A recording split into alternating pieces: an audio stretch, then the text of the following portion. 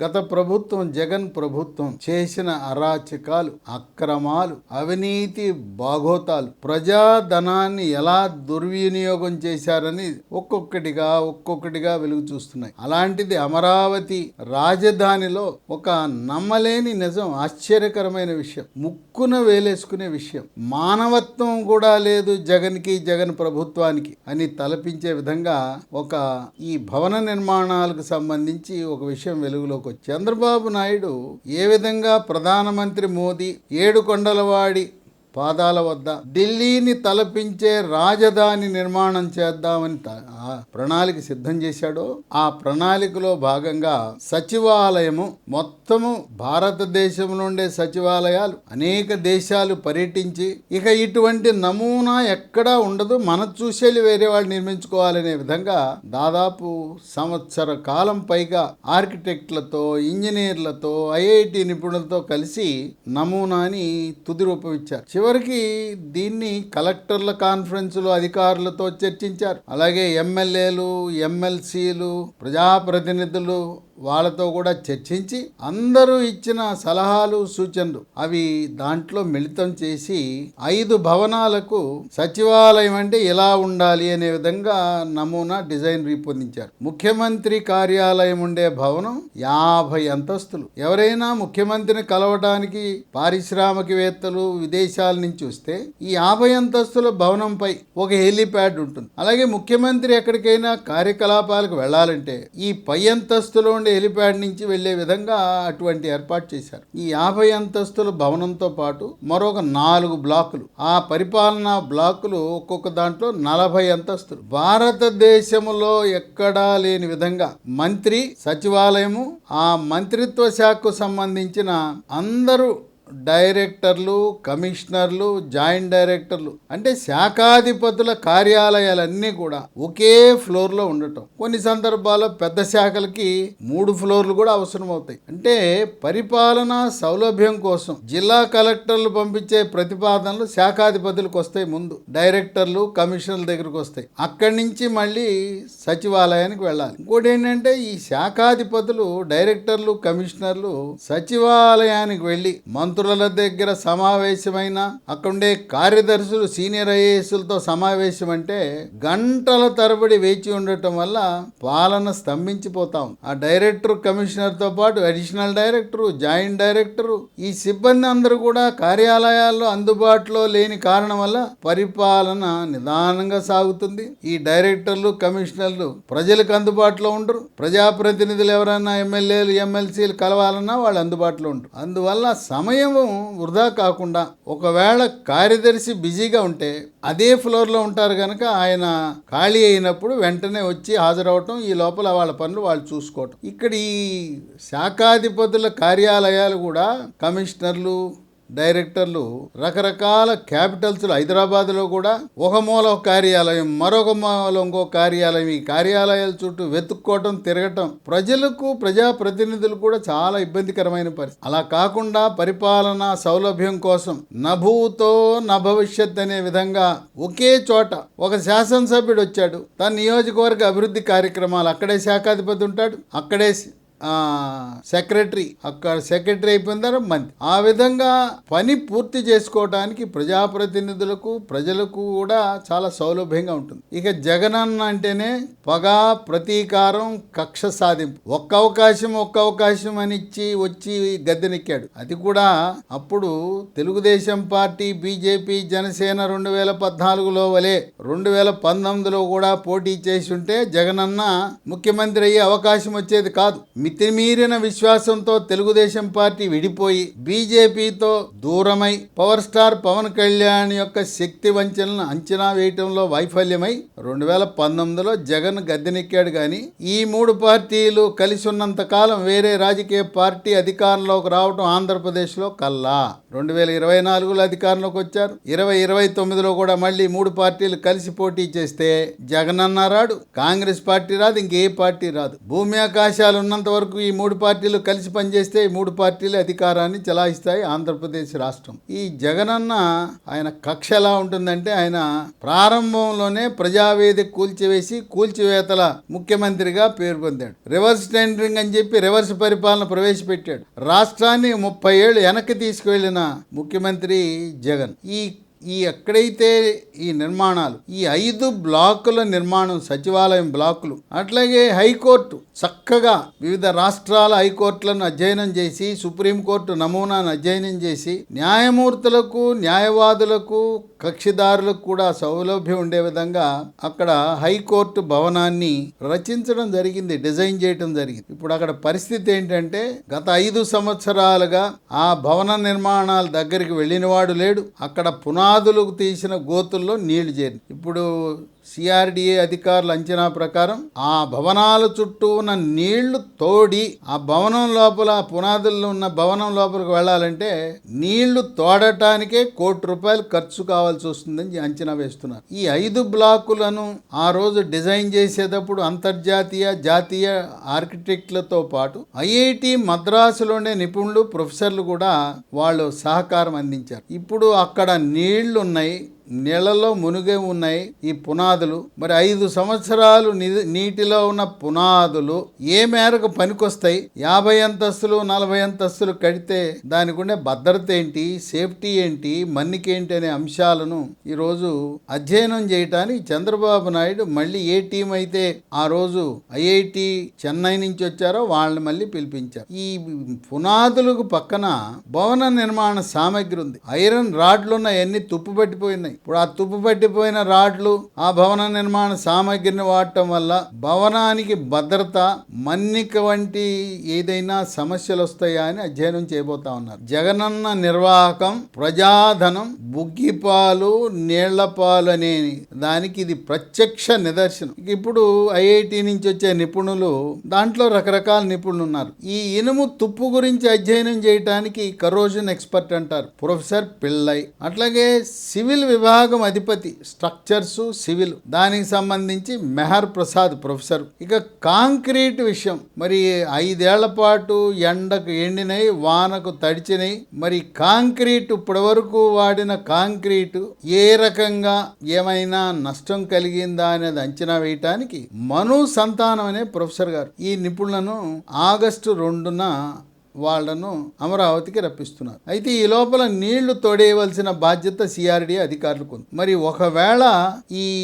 నిపుణుల కమిటీ ఇవి పనికిరావు అంటే ఇక మరో ప్రత్యామ్నాయం ఏముంటుంది? మనం ఆలోచన చేయవలసింది కామన్ సెన్సే. సరే 50 అంతస్తులు కాదు, 40 అంతస్తులు కాదు, వేరే ప్రయోజనాలకు అంతస్తులు తగ్గించి వాడుకోవచ్చా అని ఆలోచన చేయవలసి ఉంటుంది. ఏదైతే చంద్రబాబు నాయుడు గారు తలపెట్టారో అవి ఈ రోజున మోదీ గారి పుణ్యమా అంటూ ఏ రాష్ట్రానికి ఎన్నడూ ఇవ్వని విధంగా 1 సంవత్సర కాలంలో 15,000 కోట్ల నిధులు అమరావతికి రాజధాని నిర్మాణానికి ఇచ్చారు. సరే, 15,000 కోట్లు ఉన్నాయి కనుక ఇవి దీర్ఘకాలికంగా 100 సంవత్సరాల పాటు మన్నవలసిన భవనాలు కనుక వీటిని కొన్నిటికి పరిమితం చేసి వేరే అవసరాలకు ఉపయోగిస్తూ మరొక స్థలంలో ఈ 5 బ్లాకులు నిర్మిస్తారా అనేది కాలమే నిర్ణయిస్తుంది, నిపుణుల కమిటీ నిర్ణయిస్తుంది. అలాగే హైకోర్టు ఆ భవనము, ఆ చుట్టుపక్కల ఉన్న నీళ్ళు అవన్నీ పరిశీలించి భవనం ఇక్కడే కొనసాగించాలా, మార్చాలా అనే అంశాన్ని కూడా నిపుణుల ఐఐటి నిపుణుల కమిటీ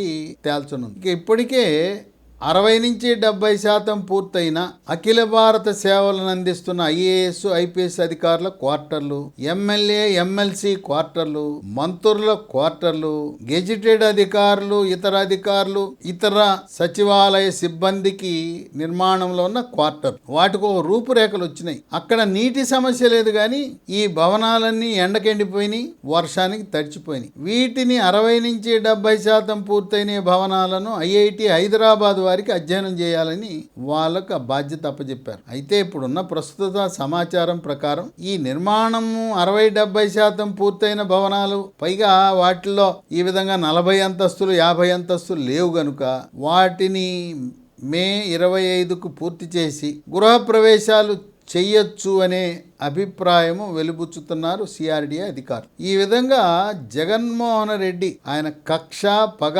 ప్రతీకారం తీర్చుకుంటుంటే ఆయనకి ఆ 5 ఏళ్లలో ఉండే 2 మంత్రులు ఉన్నారు, పురపాలక శాఖ మంత్రులు. బొత్స సత్యనారాయణ సీనియర్, అలాగే సురేష్. వీళ్ళిద్దరూ మంత్రులుగా పనిచేశారు. బొత్స సీనియర్ నాయకుడు, సురేష్ ఏమో అఖిల భారత సేవల నుంచి వచ్చిన వ్యక్తి, పిహెచ్డి చేశాడు. వీళ్ళిద్దరూ కూడా జగన్మోహన్ రెడ్డికి అడుగులకు మడుగులొత్తుతూ ఇప్పుడు ప్రజా ప్రయోజనాలకు భంగం కలుగుతున్నప్పుడు ఆ గౌరవం లేని మంత్రి పదవికి పట్టుకుని వేలాడే కంటే రాజీనామా చేస్తే హీరోలు అయ్యేవారు. ఇక సిఆర్డీ అధికారులు మాత్రం ఏం చేస్తారు? వాళ్ళు కూడా ఉద్దేశపూర్వకంగా మంత్రి గారు జగనన్న చెప్పిన ఆదేశాల ప్రకారం ఈ భవనాల ముఖం చూడలేదు, భవన నిర్మాణ సామగ్రిని భద్రపరుద్దామనే ఆలోచన కూడా రాలేదు. ఇక ఇప్పుడు రాజధానిలో పిచ్చి మొక్కలు, జగన్కి ఆయన ఈ పిచ్చి మొక్కలు మొలవటం, రాజధానిని లైట్లు తీసేసి ఉన్న లైట్లను కూడా ఆర్పేసి చీకట్లో పెడితే ఆయనకి పైశాచిక ఆనందం వస్తుంది, రాక్షస ఆనందం వస్తుంది. ఈ విధంగా రాక్షసులు ఆనందం పొందుతారు. ఆయనకి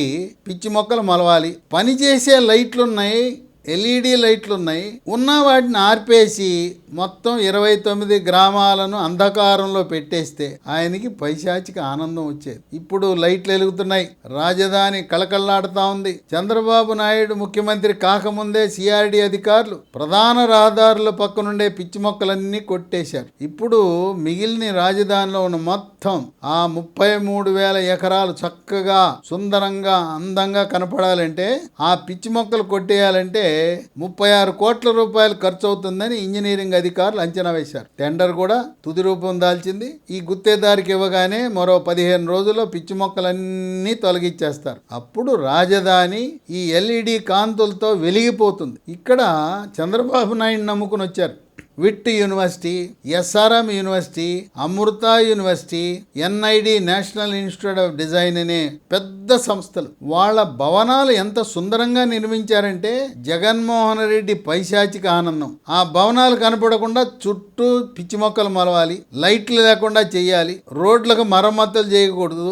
ఈ విధంగా వాళ్ళు సుందరంగా అంతర్జాతీయ ప్రమాణాలతో నిర్మాణం చేసిన యూనివర్సిటీలన్నీ కూడా పిచ్చి మొక్కలు కొట్టేసి లైట్లు వెలిగిస్తే ఇక దగదగదగా మెరిసిపోతాయి.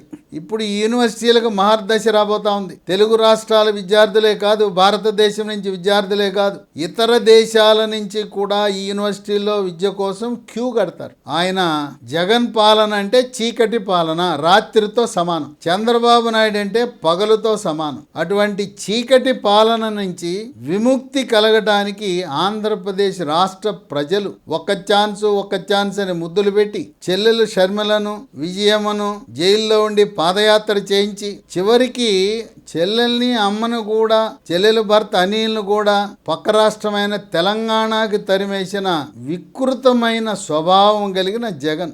ఆంధ్రప్రదేశ్ రాష్ట్ర ప్రజలే కాదు, ఎవ్వరూ కూడా భవిష్యత్తులో జగన్ని ఆదరించే పరిస్థితి ఉండబోదు. ఇదంతా కూడా ప్రజలు పన్నుల రూపాన కట్టిన ధనంతో చంద్రబాబు నాయుడు ఎంతో దూరదృష్టితో రాజధానిని అభివృద్ధి చేస్తే, రాజధానిలో వచ్చిన పన్నులతో రాష్ట్రమంతా అభివృద్ధి చేయొచ్చనే సంకల్పంతో ఆయన ఆలోచన చేస్తే సంపద ఎందుకు అని రాష్ట్రాన్ని సర్వనాశనం చేశాడు జగన్. ఈ రోజున చంద్రబాబు నాయుడు దూరదృష్టితో హైదరాబాద్ నగరాన్ని ప్రపంచ పటంలో పెట్టడం ద్వారా హైదరాబాద్ నగరంలో వచ్చే పన్నులతో ఆ రాష్ట్రంలో ఉండే మరో 32 జిల్లాలను పోషిస్తా ఉంది హైదరాబాద్ నగరం. అమరావతి నుంచి వచ్చే ఆదాయంతో, సంపదతో ఉత్తరాంధ్రలో ఉండే 3 జిల్లాలు, రాయలసీమలో 4 జిల్లాలతో పాటు ప్రకాశం, ఈ 8 జిల్లాల అభివృద్ధికి అమరావతిలో మనకొచ్చే సంపద ఉపయోగపడుతుందనే దూరదృష్టితో చంద్రబాబు నాయుడు ప్రణాళిక రచిస్తే విధ్వంసం అనే బ్రాండ్తో, విధ్వంసం అనే ఎజెండాతో సాగిన జగనన్న ఈ రోజున ఈ సచివాలయ భవనాల చుట్టూ నిలిచి ఉన్న నీరు, తుప్పుబట్టిపోయిన ఇనప రాడ్లు, ఇవన్నీ కూడా ప్రజలు శపిస్తారు. ఇటువంటి విధ్వంసానికి పాల్పడిన జగన్ని ఇక మళ్ళీ రాబోయే కాలాలు ఆంధ్ర రాష్ట్ర ప్రజలు ఎప్పుడు కూడా ఎన్నుకోవటం అనేది ఉండదు. వైఎస్ఆర్సీపీ పార్టీ పుంజుకోవటం అనేది ఉండదు. రేపో మాపో వైఎస్ఆర్సీపీ పార్టీ జెండా పీకేసి నాయకులందరూ ఒక్కొక్కరుగా రాజీనామా చేస్తున్నారు. ఇక వీళ్ళందరూ కూడా సరే లభిస్తే అవకాశం వస్తే కూటమి పక్షాల్లో మూడిట్లో ఏదో దాంట్లో చేరాలనే సంకల్పంతో ఉన్నారు. ఈ కూటమి బీజేపీ, జనసేన, తెలుగుదేశం పార్టీలో ప్రవేశం లభించకపోతే సరే రాజకీయంలో ఉండాలి కనుక ఈ జగనన్న నమ్ముకుని ఈ వైఎస్ఆర్సీపీ పతనమైన వైఎస్ఆర్సీపీలో ఉండే కంటే కాంగ్రెస్ పార్టీలోకి వెళ్దామనే ఆలోచనలో ఉన్నారు. కొంతమంది ఏమో రాజకీయాల నుంచి విరమించుకున్నారు, వైఎస్ఆర్సీపీ పార్టీ నుంచి తప్పుకుని ఇప్పుడు వైఎస్ఆర్సీపీ పార్టీ దాదాపు నిద్రావస్థలో ఉండి వెంటిలేటర్ పై ఉండి కోలుకోలేని స్థితిలో ఉంది. త్వరలో వైఎస్ఆర్సీపీ పార్టీని సోనియా గాంధీతో చర్చించి ఆ పార్టీని కాంగ్రెస్ లో విలీనం చేస్తారనే ఊహాగానాలు సోషల్ మీడియాలోనూ చక్కర్లు కొడుతున్నాయి. ఏదేమైనా ప్రతిష్టాత్మకమైన ఈ సచివాలయ బ్లాకులు హైకోర్టుని 10 కాలాల పాటు మన్నేలా డబ్బు కొంచెం వృధా అయినా కూడా మనము భవిష్యత్తులో ఎటువంటి ఇబ్బందులు పడకూడదని నిర్మాణ రంగ నిపుణులు, మేధావులు, విజ్ఞులు, ప్రజాస్వామ్యవాదులు భావిస్తున్నారు.